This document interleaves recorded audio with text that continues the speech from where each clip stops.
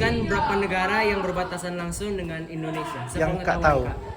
Sepengetahuan kita ada negara Malaysia, Malaysia, Singapura, Singapura,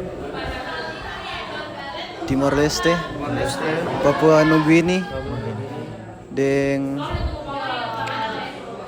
kalau nggak salah ya, Thailand atau Brunei itu.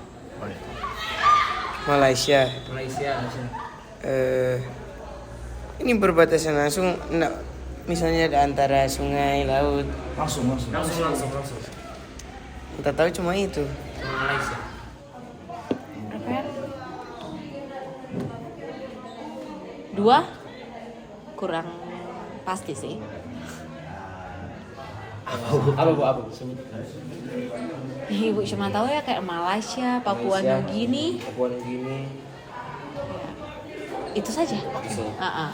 Lanjut. Tahu dong, tak belum belajar. Belajar. Oke. Apakah Ibu mengetahui tentang sengketa batas wilayah? Tahu. Kalau DP kata lain itu Perselisihan batas negara. Oh, tahu. tahu. Enggak. Tahu. Nah, Kalau Kak tahu itu sebutkan apa salah satu contoh. Salah satu contoh. DP contoh sengketa batas wilayah kalau Kak tahu. Perselisihan batas wilayah itu contohnya batas wilayah negara atau Ya, wilayah batas wilayah negara. wilayah negara. Contohnya mungkin pernah marak yang kasusnya tentang teritori wilayah laut begitu. Oh, iya. Wilayah laut Malaysia dan Cina dan sebagainya.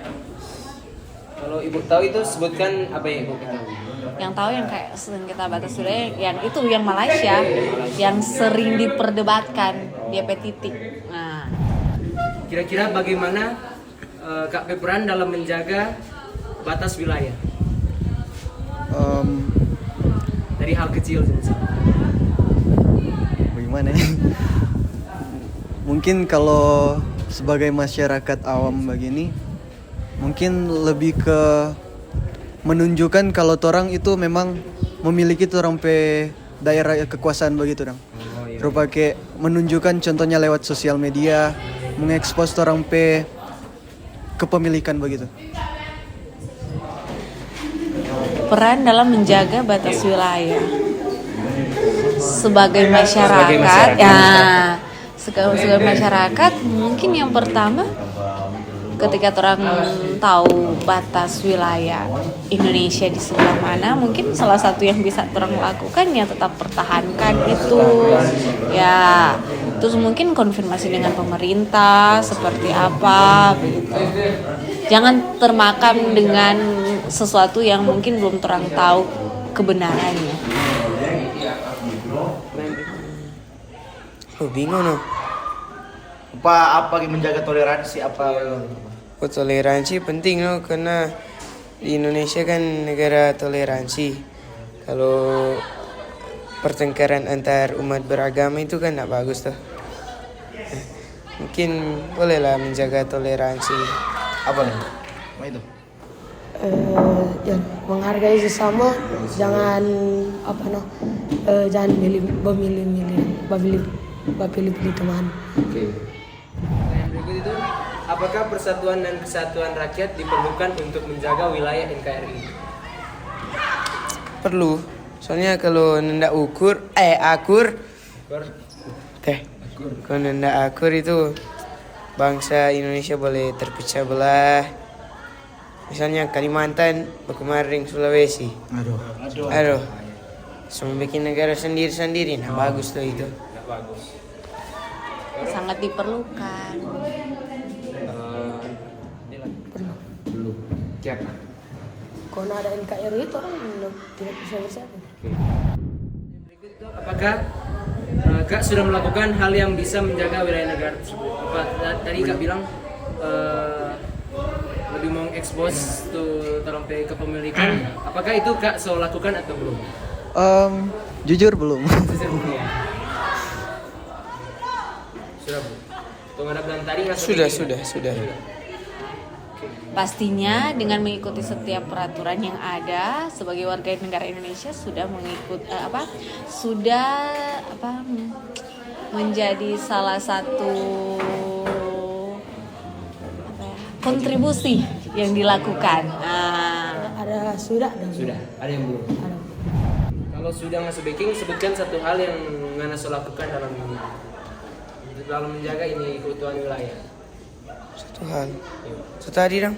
Toleransi. Toleransi. Berarti Ngana melakukan toleransi. Sudah. Oke. Ada toleransi itu. Ya, toleransi, menjaga lingkungan, menjaga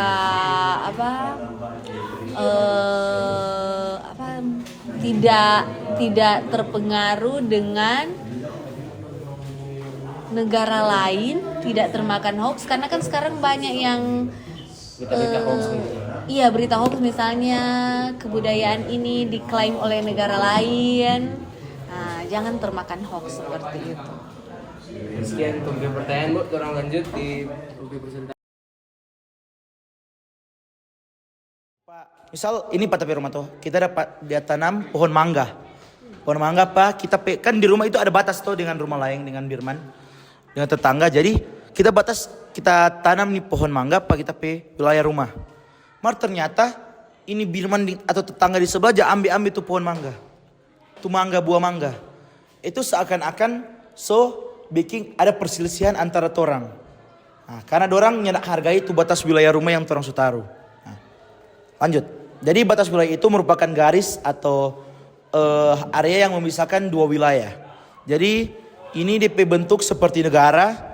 Kalau di Indonesia berbatasan langsung dengan 3 negara. Ada Malaysia berbatasan langsung di wilayah Kalimantan. Ada Timor Leste berbatasan langsung di daerah timur. Dengan ada Papua Nugini berbatasan langsung dengan Pulau Papua. Nah, jadi ini sangat penting nih batas wilayah karena untuk menjaga kedaulatan suatu wilayah ataupun memudahkan dalam administrasi pemerintahan. Jadi turun jelaskan itu terdapat 2 jenis wilayah. Jadi ada wilayah formal, jadi dia diidentik dengan wilayah secara umum. Ada DP karakteristik khas sehingga dapat dibedakan dari 2 wilayah ini. Ataupun yang wilayah fungsional. Jadi ini wilayah fungsional DP beberapa pusat wilayah. Jadi DP contoh itu perkotaan.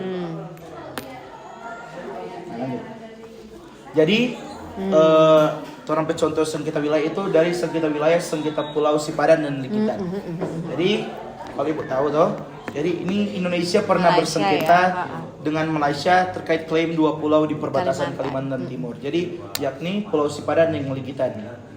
Jadi di cerita ini dulu sampai sekarang ini kasus ini belum selesai. Jadi ini Pulau Sipadan dan Likitan ini dia DP jarak hampir baku sama. Jadi dulu kata waktu masa penjajahan Inggris pernah menduduki ini pulau. Jadi kan Inggris udah jajah ke Malaysia. Jadi otomatis ini kata pulau milik Malaysia. Torang Dahlia kalau Ibu Widi penjelasan DP batas wilayah itu lebih dekat ke Indonesia, lebih condong. Jadi Indonesia klaim bahwa ini for Indonesia. Jadi ini sempat dilakukan berbagai hal. Jadi sempat waktu zaman SBY dilakukan pertemuan bilateral antara 2 negara. Dorang membahas tentang ini pulau dan ini pulau ini sampai sekarang belum diselesaikan secara langsung begitu antara Indonesia dan Malaysia. Karena Malaysia dulu ada aju banding ke Mahkamah Internasional. Jadi Mahkamah yang tertinggi, Mahkamah Internasional, dorang memutuskan bahwa kepemilikan Pulau Sipadan dan Likitan ini jatuh kepada Malaysia. Negara. Jadi dampak negatif itu ketidakstabilan ekonomi. Kalau ini negara ini sumber tengkar, DP ekonomi antar 2 negara ini mau terganggu. Kalau orang ada DP kerjasama wilayah. Dari situ dia masuk di konflik diplomatik dan politik. Kalau di negara-negara ini bertengkar dua-dua, misal Indonesia dengan Malaysia bertengkar, berselisih tentang ini. Cuma ini satu pulau ini, orang kerjasama antar pendidikan, antar tenaga kerja itu semua terputus. Jadi sudah ada hubungan kerjasama ataupun hubungan ekspor impor antara 2 negara ini. Nah, dengan keamanan. Pasti kalau misal berselisih itu semua tegang tuh. Apalagi di wilayah yang berdekatan dengan negara sebelah. Jadi ini keamanan negara pasti akan terganggu. Dengan Indonesia pasti harus menurunkan DP militer supaya negara Indonesia itu bisa utuh, tidak ada yang boleh mau ambil. Jadi ini ada penyelesaian, ada hukum laut internasional. Ini jadi itu surat tertulis di UNCLOS, United Nations on the Law of the Sea, tahun 1982. Jadi mengatur batas zona maritim dan memberikan opsi penyelesaian sengketa kelautan. Itu DP dasar hukum dari situ. Kedua, dia ini berkaitan DP proses hukum melalui peradilan, rupa tadi Mahkamah Internasional. Yang ketiga, rupa kita udah bilang tadi, negosiasi dan mediasi. Jadi dorang melakukan pertemuan bilateral antara dua negara ini. Yang terakhir itu arbitrase internasional. Jadi negara ini dapat memilih arbitrase internasional sebagai mekanisme penyelesaian sengketa. Jadi ini arbitrase ini melibatkan pihak ketiga. Jadi orang berunding apa yang boleh simpulkan antara dua negara ini mau baku ambil itu. Jadi sekian dari orang presentasi. Semoga dari orang presentasi ini Kak boleh teredukasi lebih dan semangat untuk proses jenjang yang akan Kak ikuti selanjutnya. Terima kasih. Saya Linkan. Saya Joel. Bara. Saya March Kuili Korompis. Saya Indonesia.